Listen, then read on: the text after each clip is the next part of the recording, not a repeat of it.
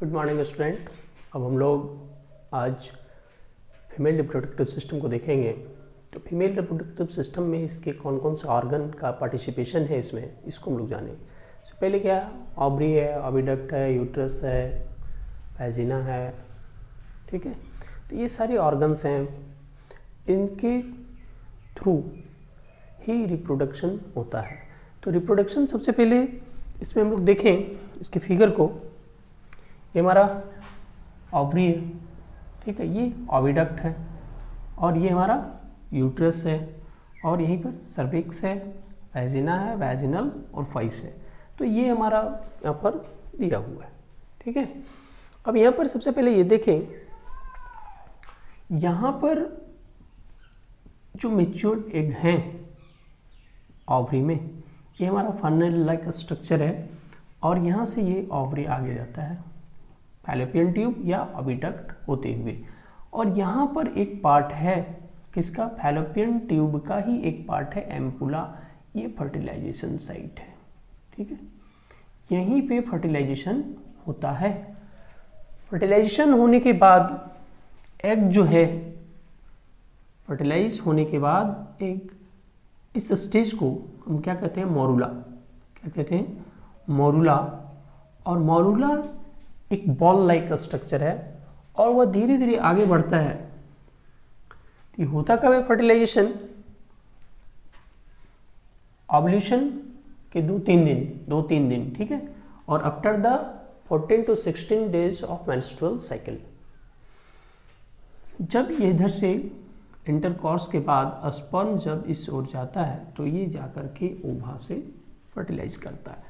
Male gamete क्या है, हमारा स्पर्म है, और फीमेल ओवा है। ये दोनों फर्टिलाइज करके जायगोट बना रहा है, ठीक है। तो यहाँ पर ये मोरुला फिर ब्लास्टोसाइट बनता है, ब्लास्टुला जिसको कहा जा रहा है। तो यहाँ पर ब्लास्टुला एक बॉल लाइक स्ट्रक्चर आ रहा है, तो इसमें फीली होती है, फिंगर लाइक प्रोजेक्शन होता है, और ये हमारा यूट्रस का यूटेराइन वॉल है। तो यूटेराइन वॉल जो है इसको सपोर्ट देता है, और सपोर्ट देने के बाद ये धीरे धीरे इसको जब फर्टिलाइज होता है तो ये किस ओर आने लगता है, डाउनवर्ड। ये हमारा यूट्रस जो है नीचे की ओर पायरिफॉर्म में है, तो ये धीरे धीरे डाउनवर्ड आता है, और यहाँ पर इसको बहुत सारे ब्लड वेसल्स से इसको सपोर्ट मिल जाता है, और ये यहीं पर गेस्टेशन पीरियड जो प्रेगनेंसी पीरियड है जो 270 डेज का है, जिसको 9 मंथ कहा जाता है। तो यहाँ पर फेटस को जो है सो एम्ब्रायो को नूरिशमेंट मिलता रहता है, किससे, ब्लड वेसल्स इसको नूरिशमेंट देता है, और ब्लड वेसल्स से जो मदर लेती है, यानी जो भी उनका न्यूट्रिएंट वो लेती है, वो ब्लड वेसल्स के थ्रू इस एम्ब्रायो को, इस फेटस को मिल जाता है, और इसके द्वारा जो भी वेस्ट प्रोडक्ट जैसे कार्बन डाइऑक्साइड है वो दे रहा है, वो तो इसी ब्लड वेसल्स के थ्रू मदर में आ जाता है, और मदर के ब्लड में आता है, मदर के ब्लड से फिर वो बाहर निकल जाता है। तो यहाँ पर प्लेसेंटा जो है, ठीक है, प्लेसेंटा हेल्पफुल है इसको सपोर्ट देने के लिए और मटेरियल्स को पहुँचाने के लिए, ठीक। तो ये हमारा रिप्रोडक्शन में इस तरह से होता है, ठीक है।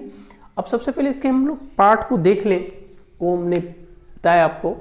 देखो, अ पेयर ऑफ ओवरी, ये ओवरी कैसा है, ये लिखा हुआ नोट्स है, आप इसको देख सकते हैं, इसको लिख सकते हैं, स्क्रीनशॉट कर सकते हैं, आपकी इच्छा।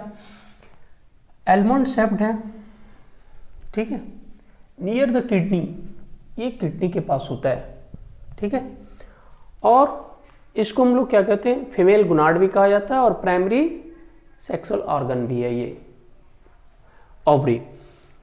ये 2 प्रकार का हार्मोन सेक्रेट करता है। पहला है एस्ट्रोजन, जो सेकेंडरी सेक्सुअल कैरेक्टर के लिए रिस्पॉन्सिबल है।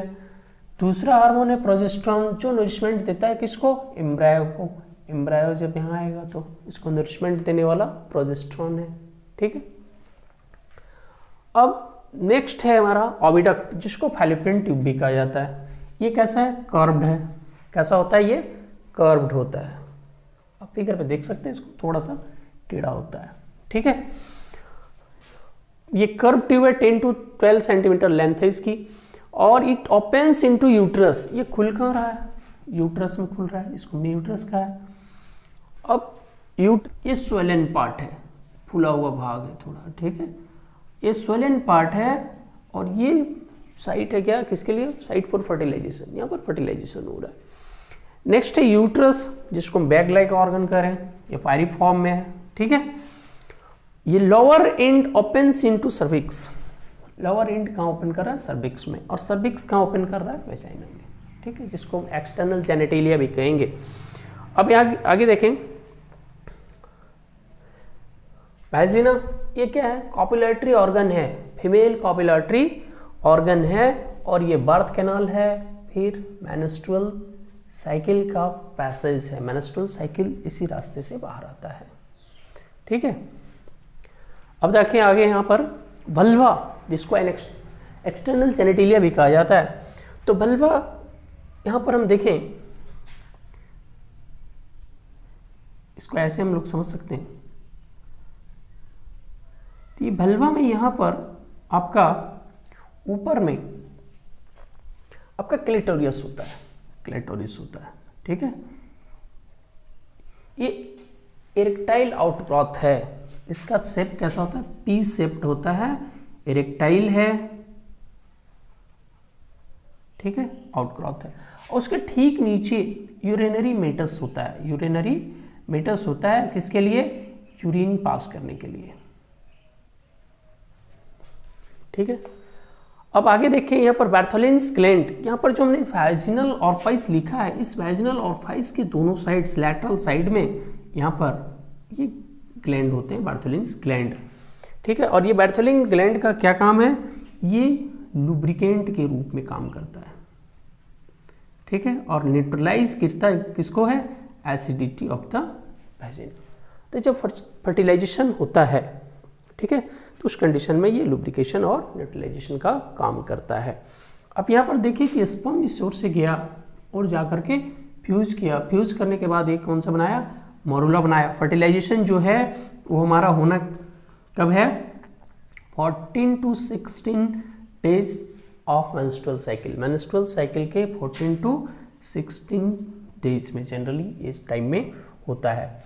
और जब ये फर्टिलाइज कर जाता है, स्पर्म तो बहुत सारे आते हैं लेकिन फर्टिलाइज एक करता है, और फर्टिलाइज करने के बाद जब वो मॉरुला स्टेज में पहुंचता है, वॉल लाइक स्ट्रक्चर बनता है, तो वो धीरे धीरे आफ्टर 7th डेज ये डाउनवर्ड आ जाता है, यूट्रस में आ जाता है, 7 दिन के बाद ये यूट्रस में आ जाता है। और यहीं पर ये व्हीली लाइक स्ट्रक्चर है, इसमें ब्लास्टोसाइट में, और inner lining of the uterus, ठीक है, इसको सपोर्ट मिलता है, और सपोर्ट मिलने के बाद ये हमारा इसको यहीं पर नोरिशमेंट मिलता है, और ये गेस्टेशन पीरियड जो है इसका 2 to 70 डेज, 270 डेज तक ये गेस्टेशन पीरियड में रहता है। और जब गेस्टेशन पीरियड कंप्लीट हो जाता है तो ये बर्थ कैनाल से बाहर आ जाता है। ये rhythmic contraction of the muscles, ये बच्चा बर्थ ले लेता है, ठीक है। अब आगे देखिए इसमें what happens when egg is not fertilised. हम जानते हैं कि जब गर्ल जब बर्थ लेती है, वो जब जन्म लेती है, तो उसमें बहुत सारे ओवरी में, ठीक है, इमेच्योर एग्स होते हैं, इमेच्योर एग्स होते हैं, 1000 ऑफ इमेच्योर एग्स होते हैं, ठीक है। और वो जब पवर्टी आ जाती है, तो पवर्टी जब आ जाती है तो वो इमेच्योर जो एग्स है प्रत्येक मंथ वो मेंस्ट्रुअल साइकिल के रूप में वो निकलता जाता है, क्योंकि वहाँ पर फर्टिलाइजेशन नहीं होता है, और फर्टिलाइजेशन नहीं होता है तो फर्टस का डेवलपमेंट नहीं होता है, ठीक है। जब फर्टिलाइजेशन नहीं हुआ तो फर्टस का डेवलपमेंट नहीं हुआ तो वो हमारा बाहर निकलता जाता है, ठीक है। तो 28 दिन के बाद वो एग रेडी हो जाता है, ठीक है, और वो एग आ जाता है, ठीक है, और आता है तो यहाँ पर एंडोमेट्रियम लाइनिंग जो है इस एम्ब्रायो को उसको नरिशमेंट देने के लिए रेडी हो जाता है। लेकिन जब यहाँ से फर्टिलाइजेशन नहीं हुआ, जब फर्टिलाइजेशन नहीं होता है तो इनर लाइनिंग जो है सो वो टूट जाते हैं और धीरे धीरे ब्लड म्यूकस के रूप में वो बाहर आ जाते हैं, ठीक है। और इस यही होता है कि जब फर्टिलाइजेशन नहीं होता है तो यही मेंस्ट्रुअल साइकिल के रूप में पर मंथ बाहर निकल जाता है। यहाँ पर दो वर्ड आता है, मिनार्क, ये स्टार्टिंग ऑफ मेंस्ट्रुअल साइकिल, ये हो गया स्टार्टिंग ऑफ मेंस्ट्रुअल साइकिल, और मेनोपॉज मेंस्ट्रुअल साइकिल का परमानेंटली स्टॉपेज ही मेनोपॉज कहलाता है। ठीक है, और यहाँ पर हेल्थ के बारे में सोचा जाए तो बहुत सारे केमिकल मेथड्स हैं, हार्मोनल मेथड्स हैं, टेबेक्टोमी है, वैसेक्टोमी है, जिसके आधार पर पॉपुलेशन कंट्रोल किया जा सकता है, या सेक्सुअल ट्रांसमिटेड डिजीज जो है एसटीडीज से प्रोटेक्शन लिया जा सकता है या प्रिवेंशन लिया जा सकता है। ठीक है।